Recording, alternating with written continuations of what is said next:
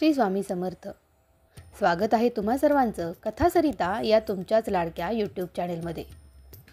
गुरुपौर्णिमा म्हणजे गुरुविषयी आदरभाव व्यक्त करण्याचा दिवस.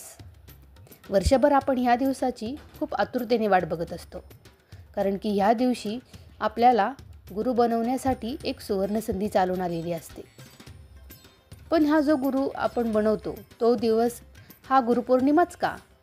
आणि जर तुम्ही ह्या दिवशी गुरु बनवायचा असेल तर तो कशा पद्धतीने बनवायचा, म्हणजेच गुरूंकडून दीक्षा कशा पद्धतीने घ्यायची, कधी घ्यायची आणि त्यासाठीचा योग्य मुहूर्त, या सर्व गोष्टी आपल्या पंचांगामध्ये मांडून ठेवलेल्या असतात. तर आजच्या या व्हिडिओमध्ये आपण त्या संदर्भातली संपूर्ण माहिती घेणार आहोत. त्यामुळे व्हिडिओला शेवटपर्यंत न चुकता नक्की बघा आणि आपल्या व्हिडिओला आवडलंच तर लाईक, सबस्क्राईब आणि शेअर देखील करा. गुरु आणि शिक्षकांबद्दल आदर व्यक्त करण्यासाठी गुरुपौर्णिमा हा सण साजरा केला जातो. दरवर्षी आषाढ महिन्याच्या पौर्णिमेला गुरुपौर्णिमा हा सण साजरा करण्यात येतो. या दिवशी आपण गुरुची पूजा करतो. भारतीय संस्कृतीमध्ये गुरुपौर्णिमा हा एक पवित्र सणच मानला जातो. या दिवशी महर्षी वेदव्यासांचा जन्म झाला, त्यामुळे या दिवसाला व्यासपौर्णिमा किंवा वेदपौर्णिमा असं देखील म्हटलं जातं. हा दिवस पूर्णपणे गुरुला समर्पित असतो. गुरु हा केवळ शिक्षण देणारा व्यक्ती नाही, तर अंधकारातून प्रकाशाकडे नेणारा एक मार्गदर्शक असतो. त्यामुळे गुरुपौर्णिमेच्या दिवशी आपण गुरु शिष्य अशी परंपरा आणि गुरूंप्रती असलेला आदर व्यक्त करत असतो. त्यामुळं यावेळेचा मुहूर्त आपण सर्वात अगोदर जाणून घेऊ. हिंदू पंचांगानुसार यंदा पौर्णिमा ही 9 जुलै रोजी बुधवारी रात्री सुमारे 1:32 सुरू होणार आहे आणि 10 जुलै रोजी आपण गुरुवारी ही गुरुपौर्णिमा साजरी करणार आहोत. आता या दिवशी सकाळी लवकर तुम्ही स्नान करायचे आहे. सकाळी स्नान झाल्यावर स्वच्छ कपडे परिधान करून आपल्याला पूजास्थळी गंगाजल शिंपडायचं आहे. पूजास्थळी ज्या देवाला तुम्ही गुरु मानता त्यांची मूर्ती किंवा चित्र स्थापित करून त्या आपल्याला गुरुमंत्राचा जप करायचा आहे. धूप दिवा लावायचा आहे आणि सर्वात शेवटी गुरूंची आरती करायची आहे. या दिवशी केवळ तुम्ही गुरुच नाही तर कुटुंबातील ज्येष्ठ व्यक्तींनाही तुमचे गुरु मानून त्यांच्याप्रती आदर मानू शकता. गुरुकडून तुम्ही उन्नतीचा मंत्र प्राप्त करण्यासाठी हा दिवस खूप सर्वोत्तम मानला जातो. या दिवशी तुम्ही तुमच्या गुरुचे आवडते कार्य किंवा त्यांची सेवा करू शकता. आता ह्यानंतरची सर्वात महत्त्वाची गोष्ट म्हणजे गुरुदीक्षा म्हणजे काय आणि आपण ती का आणि कशा पद्धतीनं घ्यावी. आपला सर्वात पहिला गुरु म्हणजे आपली आई. त्यानंतर येतात ते आपले गुरुजन वर्ग. आपल्या जीवनामध्ये अज्ञानाचा अंधार दूर करून आपल्याला प्रकाशाकडे नेणारा एकमेव तेजोमय असा मार्ग म्हणजे हे गुरु. समाज आणि समाज घडवण्याच्या प्रक्रियेमधील सर्वात अविभाज्य घटक आणि वेद आणि पुराणांपासून याचं महत्त्व देवदेवतांच्या बरोबरीने सांगितलं गेलं ते म्हणजे आपले गुरु. हिंदू धर्मामध्ये आपण प्राचीन काळापासूनच गुरुदीक्षा आणि गुरुदक्षिणा ह्या 2 शब्दांना ऐकत आलेलो आहोत. यामध्ये गुरुदीक्षा म्हणजे आपल्या दिशाहीन जीवनाला दिशा देण्याचा एक मार्ग. दीक्षा ही एक अशा प्रकारची शपथ, वचनबद्धता किंवा संकल्प आहे जो शीख, जैन, बौद्ध अशा सर्व धर्मांमध्ये ह्याची परंपरा आपल्याला आढळून येते. याचे एकूण 64 प्रकार आपल्याला पाहता येतात.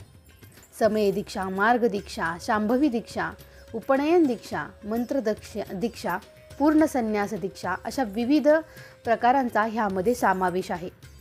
या सर्व दीक्षा घेतल्यानंतर आपल्याला गुरुदक्षिणा असा देखील एक शब्द ऐकायला मिळतो, जो म्हणजे आपल्याला गुरुने दिलेली जी दीक्षा असते त्याच्याप्रती ऋण फेडण्याचा एक मार्ग. आजच्या काळामध्ये आपण जर शाळेमध्ये जात असेल किंवा ट्युशनला आपली मुलं लावली असतील तर आपण दक्षिणा म्हणून पैसे देत असतो.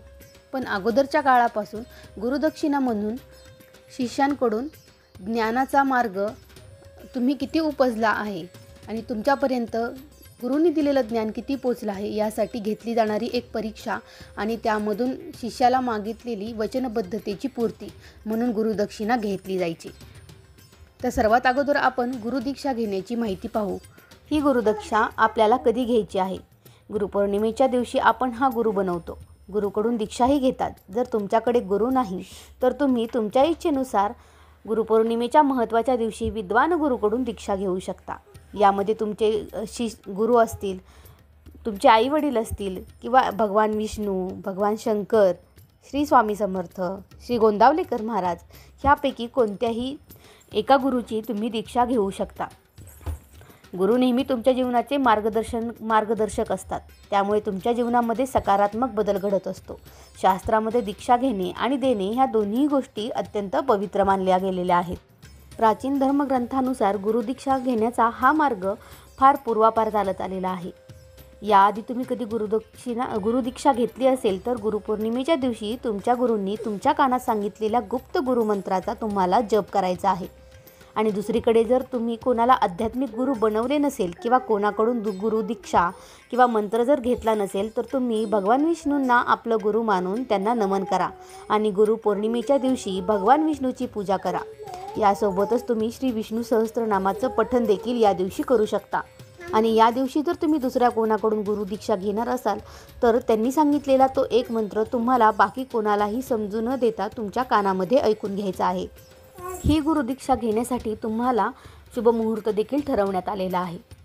2025 मध्ये 10 जुलैला पौर्णिमा तिथी 9 जुलै रात्री 8:10 सुरू होऊन 10 जुलैला संध्याकाळी 6:32 समाप्त होणार आहे। त्यामुळे 10 जुलैला तुम्ही सूर्योदयापासून गुरुपूजेसाठी तुम्हाला शुभ वेळ आहे। या संपूर्ण दिवसामध्ये तुम्ही कधीही गुरुदीक्षा ही घेऊ शकता। तर ही झाली गुरुपौर्णिमा आणि गुरुदीक्षा घेण्याची संपूर्ण माहिती।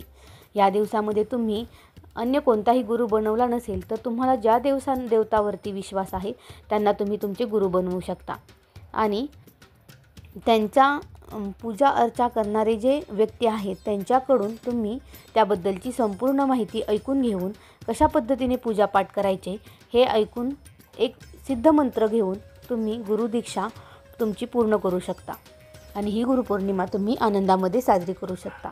पण ही जेव्हा तुम्ही गुरुदीक्षा घेता त्यानंतर तुम्हाला वर्षभर त्या नियमांचं काटेकोरपणे पालन करायचं आहे, कारण की ह्या मंत्रांचा तुम्ही तुमच्या जीवनामध्ये जेव्हा वापर कराल तेव्हा नक्कीच तुमचं आयुष्य हे समृद्ध होतं। कारण की आपला गुरु आपल्याला नेहमीच योग्य मार्गावरती मार्गदर्शन करत असतो। त्यांनी सांगितलेला मार्ग हा कधीही चुकीचा नसतो। त्यामुळे गुरुपौर्णिमेला तुम्ही जर आत्तापर्यंत गुरु केलेला नसेल तर यावर्षी नक्की करा आणि इथून पुढचं तुमचं आयुष्य असंच सुखसमृद्ध करून घ्या। व्हिडिओ आवडला असेल तर आपल्या चॅनेलला लाईक, सबस्क्राईब आणि शेअर करा। श्री स्वामी समर्थ। जय जय स्वामी समर्थ।